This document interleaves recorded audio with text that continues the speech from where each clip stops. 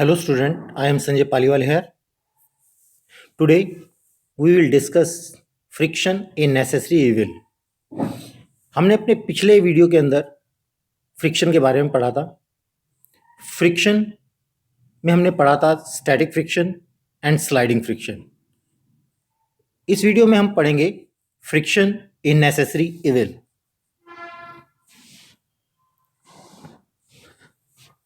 Friction a necessary evil means friction जरूरी भी है और फ्रिक्शन से बहुत नुकसान भी होता है.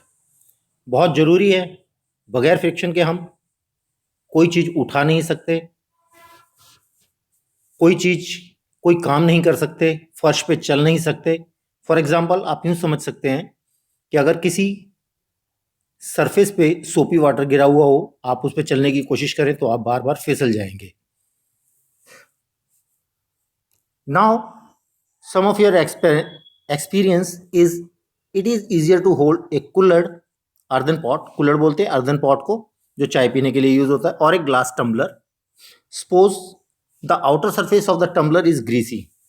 मान लो कोई टम्बलर या ग्लास, इसका आउटर सरफेस काफ़ी ग्रीसी हो, चिकना हो, तो आप उसे आसानी से नहीं उठा सकते, वो बार बार फिसलेगा. It would become easier to more difficult to hold it. उसे संभालना बहुत मुश्किल होगा. Just think, would be possible to hold the glass at all if there is no friction. आप ये सोच के देखो, अगर बिल्कुल भी फ्रिक्शन ना हो तो क्या हम उस ग्लास को होल्ड कर सकते हैं, अपने हाथ में पकड़ सकते हैं? बहुत मुश्किल होगा. How difficult to move on wet muddy track और वेट मार्बल फ्लोर. कोई मडी ट्रैक है, कीचड़ है यहाँ पर, तो हम उसके ऊपर आसानी से नहीं चल सकते, या कोई गीली जगह है उसके ऊपर चलना बहुत मुश्किल होता है. Can you imagine being able to walk at all if there were no friction? अगर कहीं पर बिल्कुल भी फ्रिक्शन नहीं है तो हम वहाँ पर चल सकते हैं क्या? नहीं चल सकते. रीज़न वहाँ फ्रिक्शन नहीं है. बिना फ्रिक्शन के हम बिल्कुल नहीं चल सकते. You could not write with pen और pencil if there were no friction. अगर फ्रिक्शन नहीं है तो अपने पेन से या पेंसिल से आप कुछ लिख भी नहीं सकते. एक टीचर जब ब्लैक बोर्ड पे लिखता है तो वहाँ भी फ्रिक्शन होना बहुत ज़रूरी है. अगर ब्लैक बोर्ड का सरफेस बहुत स्लिपरी है, चिकना है, तो उसके ऊपर नहीं लिखा जा सकता. फ्रिक्शन की वजह से ही हम ब्लैक बोर्ड के ऊपर लिख पाते हैं.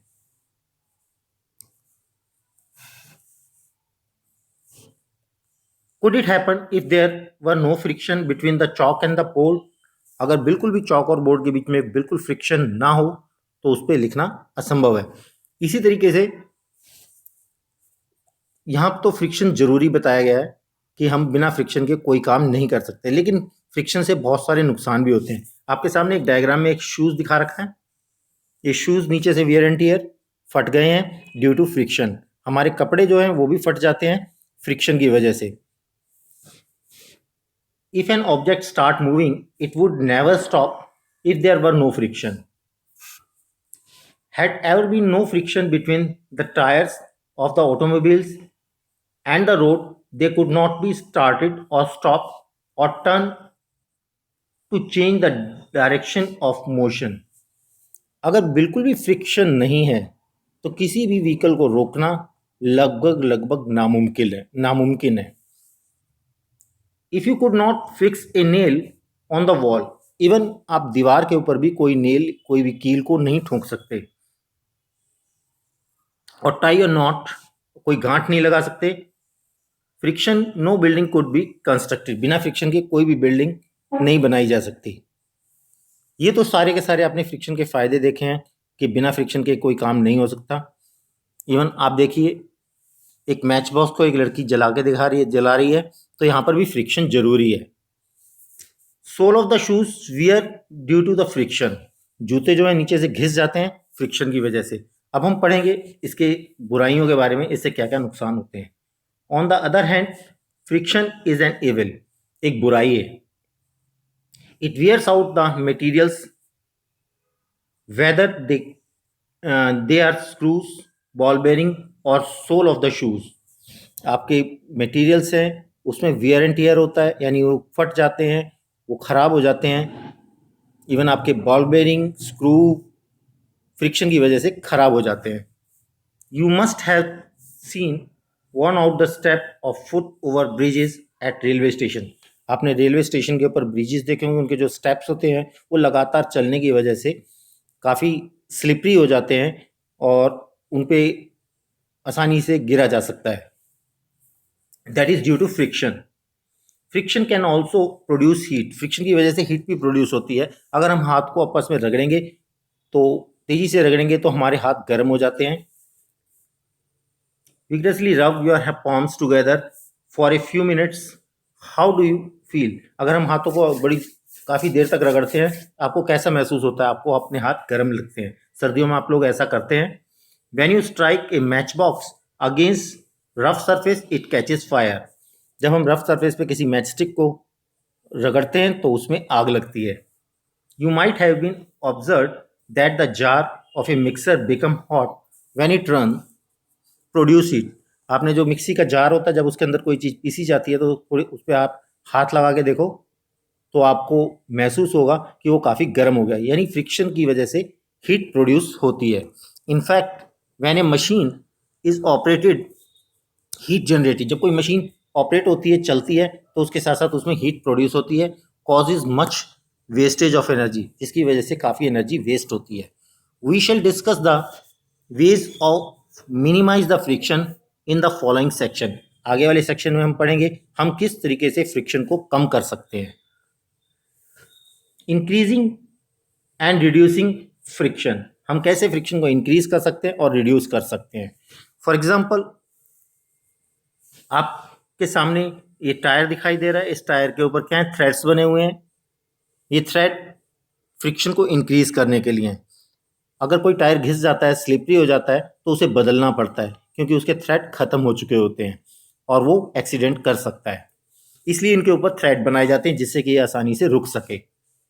Have you ever thought why the soles of your shoes is grooved? आपने देखा है अपने शूज के नीचे ग्रूव किए जाते हैं। इसके नीचे जो सोल होता है वो ऊंचे नीचे बनाए जाते हैं, उसमें थ्रेड्स बनाए जाते हैं।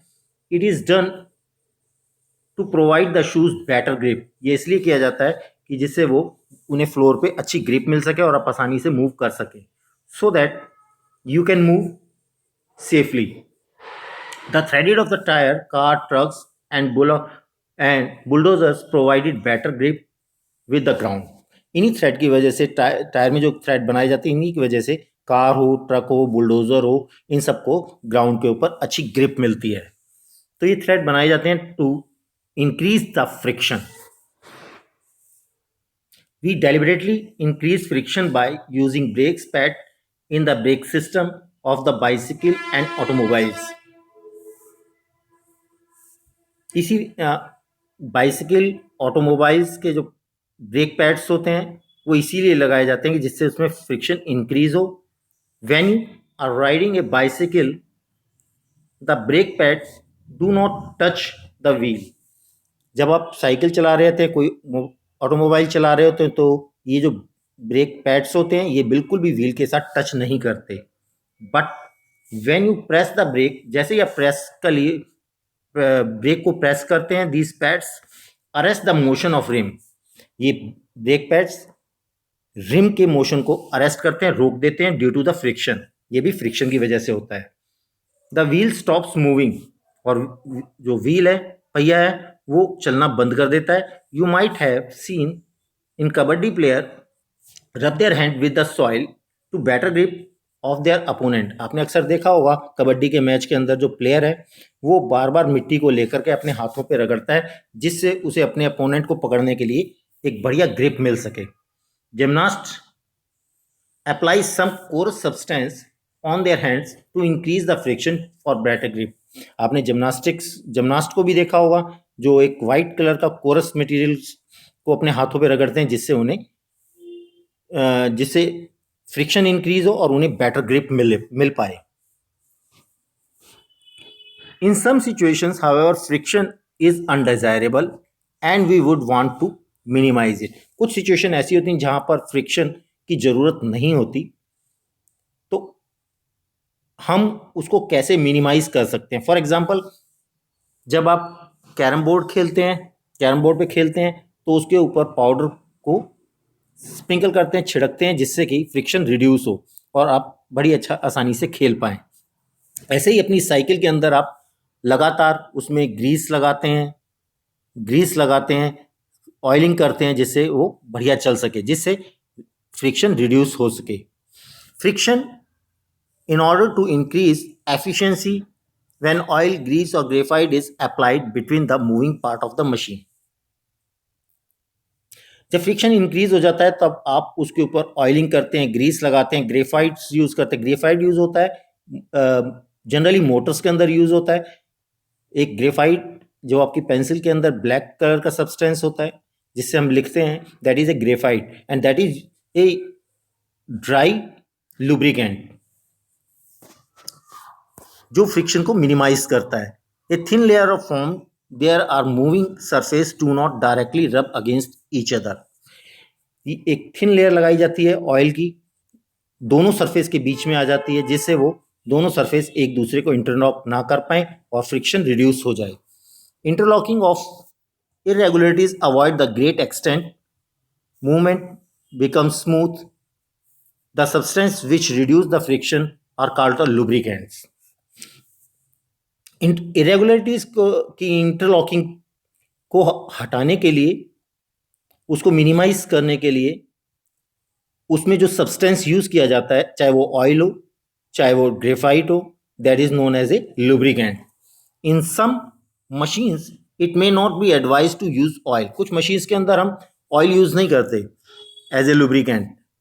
N air cushion between the moving part is use to reduce friction. उसके अंदर एक एयर कुशन यूज किया जाता है बॉल बेरिंग के रूप में, जिससे फ्रिक्शन को रिड्यूस कर सके। अब आप एक देखिए, सामने डायग्राम है, यहाँ पर दो सरफेस दिखा रखे हैं, ऊपर वाला सरफेस और एक नीचे सरफेस, और बीच में ऑयल है। तो ऑयल इन दोनों को इंटरलॉकिंग होने से रोकता है, तो ये लुब्रिकेंट की वजह से फ्रिक्शन काफ़ी रिड्यूस हो जाता है। अभी हम बात कर रहे थे एयर कुशन की।